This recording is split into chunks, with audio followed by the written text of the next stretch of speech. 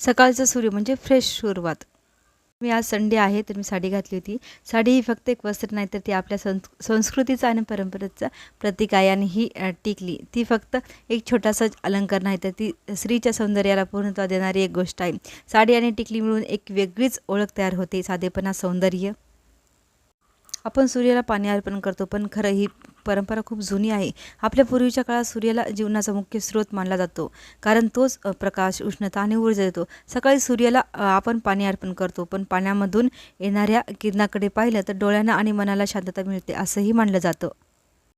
आज संडे आहे. सगळ्यांसाठी सुट्टीचा दिवस असतो, पण खरं सांगायचं तर बायकांसाठी संडे म्हणजे अजून एक कामाचा दिवसच असतो.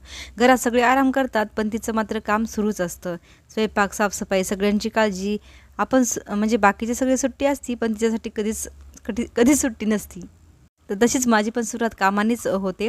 सकाळी मी मटकी वगैरे केली, त्याच्यानंतर आज मी तूप करणार होते. तेच तूप करण्यासाठी घेतलं होतं, कारण ते तूप लोणी सकाळी लवकर येतं असं म्हटलं जातं. त्याच्यामुळे मग मी सकाळीच लवकर तूप करायला घेतलं. तर हे पहा, माझं असं तूप झालेलं आहे. तर त्याच्या अगोदर मी पूजा वगैरे करून घेतली होती. तर व्हिडिओ आवडल्यास सबस्क्राईब करा आणि इंस्टाला पाहत असेल तर फॉलो करा. बाय.